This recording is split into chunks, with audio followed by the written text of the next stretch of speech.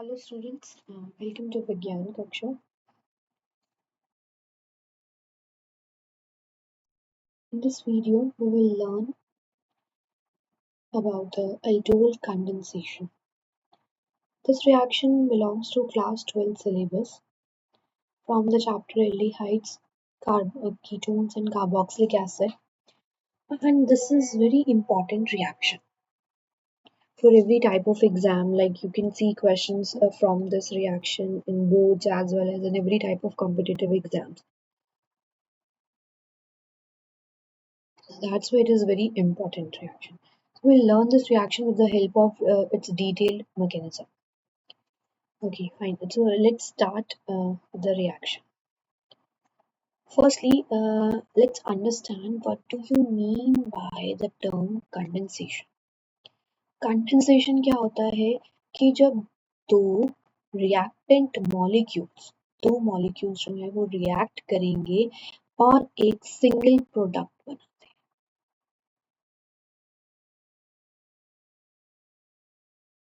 With the loss of small molecules, छोटे छोटे molecules जो है वो निकल सकते हैं, like water भी निकल सकता है, alcohol आ सकता है या अमोनिया आ सकता है. तो इस टाइप की जो molecules हैं वो यहाँ से इस reaction से रिलीज. तो अब हम यहाँ पर क्या करें, एल्डोल कंडेंसेशन. दैट मीन्स कि अब एल्डोल क्या है, रिएक्शन तो कंडेंसेशन हो रही है, हम ये कॉन्सेप्ट इसमें लगाएंगे. एल्डोल क्या है, एल्डोल एक प्रोडक्ट बनेगा, ऐसा प्रोडक्ट जिसमें एल्डिहाइड फंक्शनल ग्रुप भी होगा और साथ में ओल का OH हाइड्रोक्सिल अल्कोहल ग्रुप भी होगा. अब एल्डिहाइड जो है मोर प्रेफरेंस है इसकी, तो ये प्रिंसिपल फंक्शनल ग्रुप होगा और OH will act as a substitute. Aldol condensation में हम क्या करते हैं कि दो कार्बोनिल ग्रुप्स कार्बन कंपाउंड लेते हैं.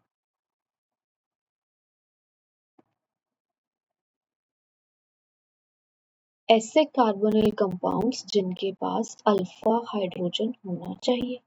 अब अल्फा हाइड्रोजन क्या है, कार्बोनिल कार्बन से नेक्स्ट कार्बन अल्फा कार्बन होता है और इस कार्बन पर जो हाइड्रोजन अटैच्ड होंगे वो क्या होंगे, अल्फा हाइड्रोजन होंगे.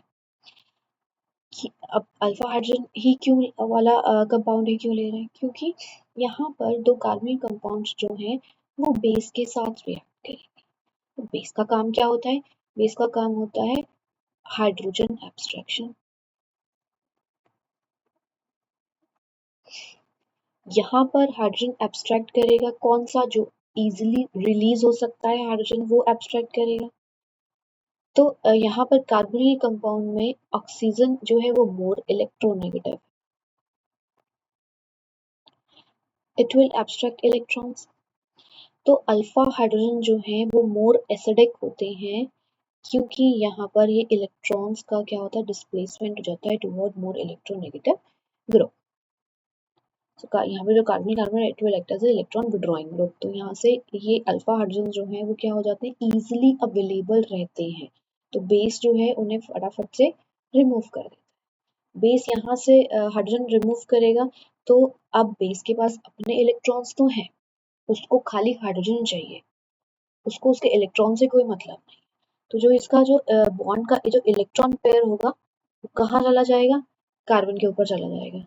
तो कार्बन पर क्या आ जाएगा, नेगेटिव चार्ज आ जाएगा. अगर कोई ग्रुप विद इलेक्ट्रॉन पेयर जा रहा है तो वहां पर पॉजिटिव चार्ज छोड़ के जाएगा, और अगर विदाउट इट्स इलेक्ट्रॉन पेयर जा रहा है तो नेगेटिव चार्ज छोड़ के जाएगा, क्योंकि जो वो बॉन्ड से जिस बॉन्ड से जुड़ा हुआ था उसमें जो इलेक्ट्रॉन पेयर प्रेजेंट था वो वहां पर नेगेटिव चार्ज बना लेगा. तो यहाँ पर ये क्या क्रिएट हो जाता है, इनोलेट आयन क्रिएट हो जाता है. Now this enolate ion will act as a nucleophile. अब यहाँ से ये बेस का क्या काम था और एक कार्बन कंपाउंड का क्या काम था, to generate nucleophile, so that that nucleophile can attack another carbonyl compound.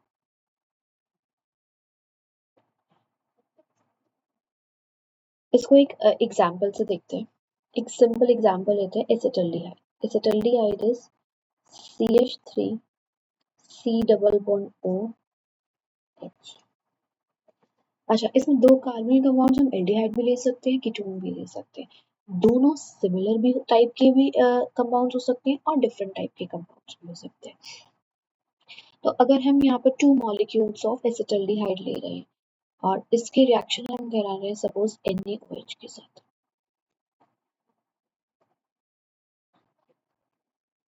तो पहले यहाँ पर क्या होगा, 2 molecules of acetaldehyde, we are taking dilute NaOH। तो यहाँ पर प्रोडक्ट कैसे बनेगा, सबसे पहले फर्स्ट स्टेप में CH3 C double bond OH dilute NaOH में OH negative, it will act as base, it is a base, so it will abstract alpha hydrogen।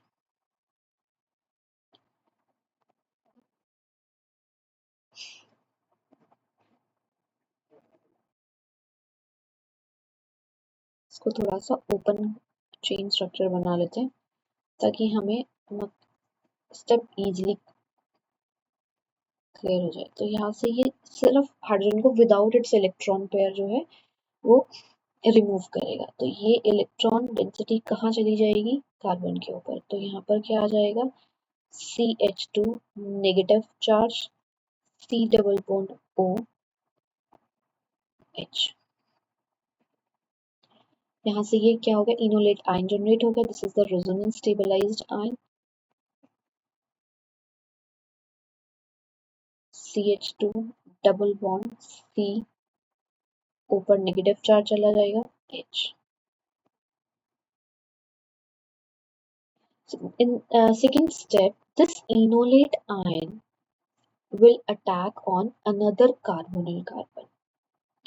अब न्यूक्लियोफाइल कार्बोनिल कार्बन पर कहाँ अटैक करता है, इलेक्ट्रोफिलिक साइट पर attack करता है। और where is the electrophilic site in acetaldehyde,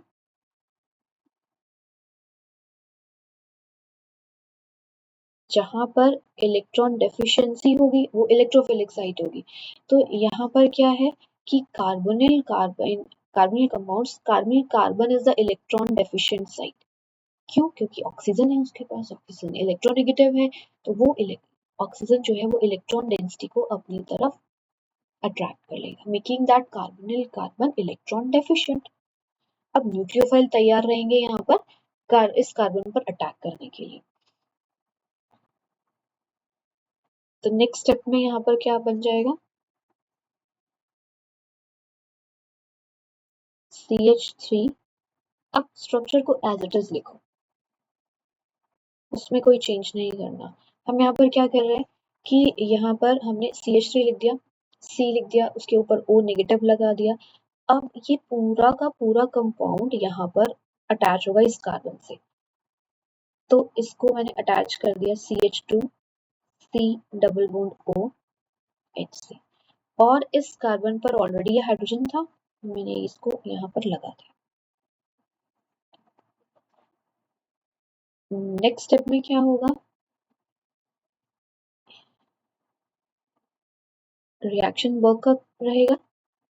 तो ये जो ऑक्सीजन है ये हाइड्रोजन आटम गेन कर लेगा, जो बेस ने पहले हाइड्रोजन एब्स्ट्रैक्ट किया था।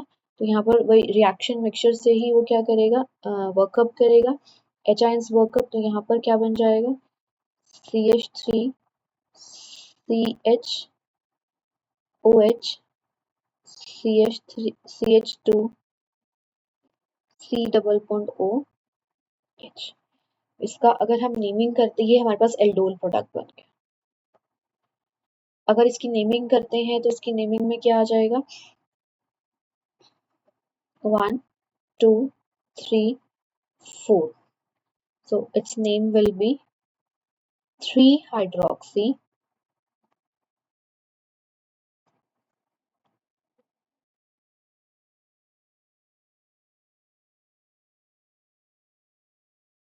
butanol। नेक्स्ट स्टेप में क्या होता है, अगर हम फर्दर हीटिंग करते हैं, ये एल्डोल प्रोडक्ट बन गया। अगर हम फर्दर हीटिंग कर रहे हैं, डिहाइड्रेशन कर रहे हैं, ऑन हीटिंग फर्दर यहाँ पर क्या होगा, वाटर मॉलिक्यूल रिमूव हो जाएगा। अब यहाँ पर वाटर मॉलिक्यूल कौन सा रिमूव होगा, लाइक जो OH है, ये तो OH यहाँ से निकल गया। अब हाइड्रोजन ये सेकेंड कार्बन से लेगा या फोर्थ कार्बन से लेगा, तो हम क्या देखेंगे यहाँ पर, हम रेजोनेंस चेक करेंगे, कॉन्जुगेशन चेक करेंगे। तो यहाँ पर जो हाइड्रोजन है वो कहाँ से जाएगा, वो सेकेंड कार्बन से जाएगा, तो वो stable alpha beta unsaturated compound बन जाएगा। तो यहाँ से CH3CH वाटर मॉलिक्यूल रिमूव हो जाएगा, CH एक हाइड्रोजन यहाँ से निकल गया, एक रह गया C डबल बॉन्ड OH। इसका नेम क्या हो जाएगा, there are 4 carbons, so but 2 en 1 I. So why we are seeing it alpha beta unsaturated carbonyl compound, because second carbon is alpha and third is beta. So there is a double bond between alpha and beta. That's why we are saying it as alpha beta unsaturated compound.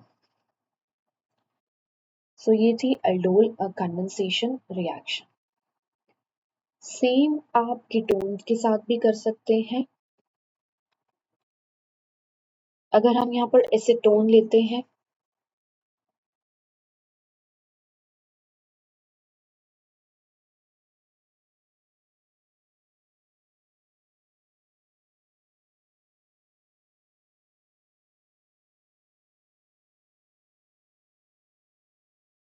Two molecules हमने acetone के ले लिए, इसके reaction करा रहे हैं हम, dilute, यहाँ पर QH भी हो सकता है, NaOH भी हो सकता है, डाइल्यूट बेस रहेगा, तो हम डायरेक्ट प्रोडक्ट बनाने की ट्राई करते हैं। ठीक है, तो हमारा प्रोडक्ट क्या बनेगा, एक से तो इनोलेट आयन जनरेट होगा, सपोज इस कार्बन से इनोलेट आयन जनरेट हो, तो ये वाला कार्बन जो है इस कार्बन पर अटैक करेगा। तो अब हम डायरेक्ट स्ट्रक्चर लिखते हैं, तो सबसे पहले आएगा CH3, इस कार्बोनिल कार्बन पर क्या बन जाएगा, OH जिस पर अटैक हो रहा है। इस पर ऑलरेडी क्या लगा हुआ है, इस पर ऑलरेडी ये CH3 लगा हुआ है, तो हमने यहाँ पर CH3 लगा दिया। अब ये किससे अटैच होगा, अब ये इस कार्बन से अटैच होगा, पर यहाँ CH3 तो नहीं आ सकता, यहाँ पर क्या था CH2, और बाकी जो ग्रुप है वो एज इट इज आ जाएगा। अब यहाँ पर सब्स्टिट्यूएंट भी आ गया, तो अगर हम इसका नेमिंग लिखेंगे तो कैसे लिखेंगे, 1 2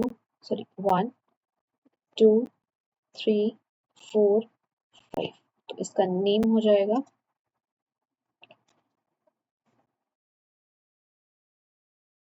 4 hydroxy 4 methyl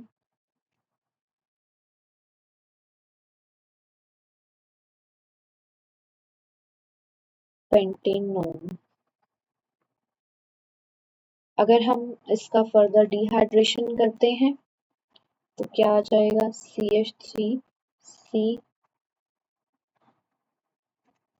CH3 double bond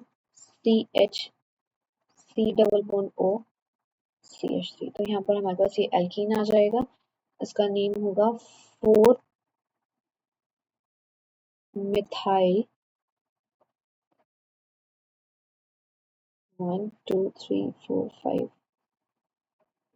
paint 1 2 3 3 इन 2 O। तो ये हमारे पास यहाँ से एल्कीन आ गए। अब अगर हम इसमें एक स्टेप और आगे बढ़ते हैं, तो अभी हमने एल्डिहाइड्स का कर लिया, सिमिलर टाइप के एल्डिहाइड ले लिए, सिमिलर टाइप के कीटोन भी ले लिए। तो अगर हमारे पास नेक्स्ट डिफरेंट टाइप के एल्डिहाइड और कीटोन हो, CH3 C double bond O plus CH3 C double bond O CH3, suppose मैंने एक एल्डिहाइड और एक कीटोन ले लिया, हम दो डिफरेंट एल्डिहाइड्स भी ले सकते हैं, दो डिफरेंट कीटोन्स भी ले सकते हैं। तो अब यहाँ पर क्या होगा, इसके रिएक्शन अगर हम डाइल्यूट NaOH के साथ करा रहे हैं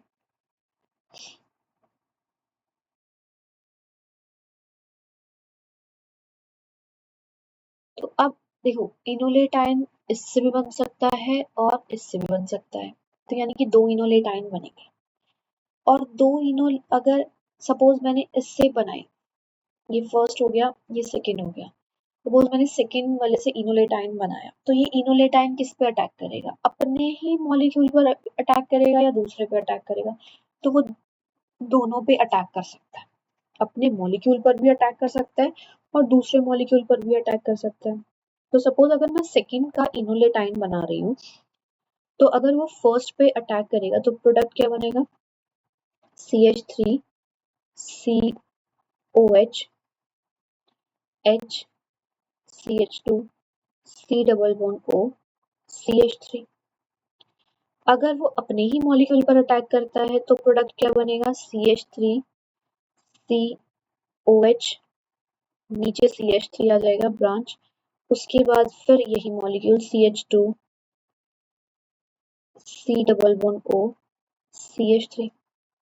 सपोज अब मैं इनोलेट आयन बना रही हूँ फर्स्ट मॉलिक्यूल से, तो अब ये मॉलिक्यूल दूसरे पर भी अटैक कर सकता है, तो प्रोडक्ट क्या बनेगा?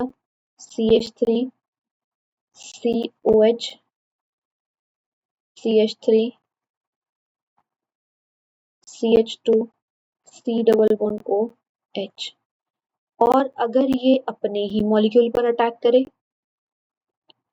CH3 COH H CH2 C double bond O H। तो यहाँ पर 4 टाइप के प्रोडक्ट्स बनने की पॉसिबिलिटी हो जाती है। फिर से देखेंगे, अगर हमारे पास दो डिफरेंट मॉलिक्यूल्स हैं और दोनों के पास ही अल्फा हाइड्रोजन प्रेजेंट है, तो दोनों ही इनोलेट आयन बनाएंगे और दोनों ही एक दूसरे पर और अपने मॉलिक्यूल पर अटैक करेंगे।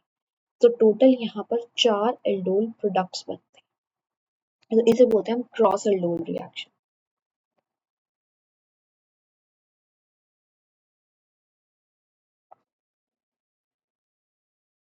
आप ट्राई कर सकते हैं, दो डिफरेंट टाइप के एल्डिहाइड ले लो, दो डिफरेंट टाइप के कीटोन ले लो, एक ऐसा ले लो जिसके पास अल्फा हाइड्रोजन है, दूसरा ले लो जिसके पास अल्फा हाइड्रोजन नहीं है।